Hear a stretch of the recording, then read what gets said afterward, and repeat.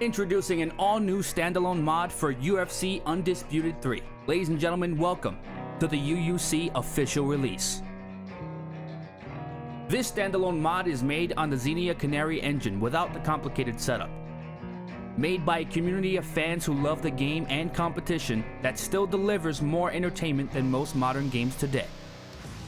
This mod is 1/4 of the file size compared to others, and it comes with controls already mapped, an updated roster with custom movesets and well-balanced stats for competitive play, the Xenia Canary engine to run the game, Parsec if you want to hop online and play with others, and we even included a link where you can watch the best of the best compete on YouTube and Twitch. Yeah, this is definitely coming down to round two. round. Oh! He finishes him here! Oh! Got him! Nice 1-2 from Candy. Candy needs just something big, man. He's got to go for broke. That body damage, I'm taking him down if my body's hurting that bad. Yeah. Oh! Never mind. Scrappy is dead.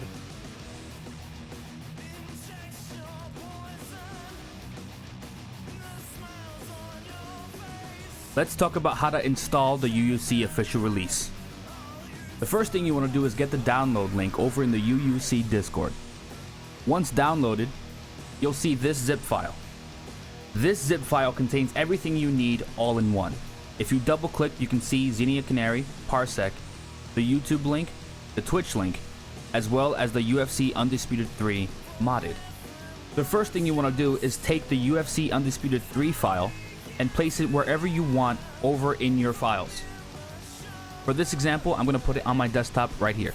Let it extract and do its thing.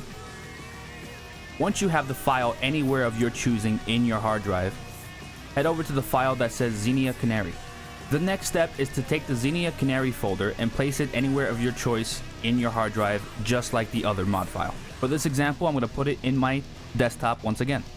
Once you have those two folders in the location of your choice, you then want to head to the Xenia Canary folder. Double click, and inside you'll find the Xenia Canary.exe. Double click that to open. Once you have the window open for Xenia Canary, you're going to see a black screen. Don't worry, this is how it's supposed to be. Head over to File, then Open. Now you want to go to the location where you installed the mod. Once you open that folder, make sure to select the default.xex. That's the file you need just to play the game. So click on that and hit Open. From there, you're done. No controller setup necessary. Now, if you ever get the itch to compete in the UUC, we also included an install folder for Parsec. All you have to do is double click on this .exe for Parsec and follow the steps necessary to save wherever you want and install the Parsec program. Once the program is installed, you should get a screen like this. From here, you have to make an account, then sign in with your email and password. For now, that's all you need to set up with Parsec until the day of the fight. When the fights are announced, you'll be able to sign up in the Discord. Then from there, during the day, you want to make sure you're logged in and on time, maybe a little early to make things easier so that way everything can be set up properly. You'll be provided with a link directly to the Parsec session where you can then compete, and it can be broadcasted on YouTube and Twitch. And if you ever need help, don't worry, there's plenty of people to help you out over in the UUC Discord. Now, let's head over in-game, and we're going to talk in-depth about the fully customizable movesets that we have on each character. And here to do that is the mad scientist himself, Himeth. Take it away, Himeth. Hey, thank you for having me here today, Infantry. I'm happy to be showing off my pride and joy, my baby, you know, as they say, the custom movesets for UFC Undisputed 3. You know, people have said for ages that this is not possible, and I just had to crack the code, and I have. And today I'll be showing you in-game what those look like. Starting first off with Alex Poetan Pereira, the 2-division champion both Glory and UFC. So for Poetan, it was very interesting what I wanted to do with him. I wanted to make him, since the slots for his light heavyweight model and his middleweight model are two different slots, that means I could put two completely custom movesets on, and different movesets on the light heavyweight version and the middleweight version. So that's exactly what I did. So here we have the middleweight version here in the UUC practice gym. And yeah, so the one thing I really wanted to do with Poetan middleweight is to make him a lot faster than his light heavyweight version have a lot more flashy stuff, while also keeping his signature proton stuff. So some of my favorite strikes with him include this left hook here. I feel like that very much simulates his actual left hook. I used to knock out so many people, Sean Strickland, Israel Adesanya to claim the middleweight belt. Used to stun Yuri in the second title fight they had. And speaking of that Yuri title fight, on middleweight proton we also have question mark kicks. And they are insanely powerful, as you can see with that rock animation right there. And now that we've transitioned to the ground, I can show you some of his ground game, which is based off of Czech Congo. You know, I wanted to go for someone who didn't have that many flashy stuff on the ground, like no really flashy submissions, but he could just pound you out with hooks after hooks and finish you off if you ever happen to go down there. And yeah, these custom movesets are really changing the game. As of the posting of this video, all current top 10 UFC ranked fighters will have them. So that is like Sugar Sean O'Malley, Ilia Topuria, obviously, Alexander Volkov, Jamal Hill, Kyle Baraglio, multiple other names. And I would also like to show off the custom clinch work, and this is especially key after the fight he had against Khalil Roundtree. You can just blast him in the face with these knees, again and again, and you can whip him, boom. Just throw these power hooks at him.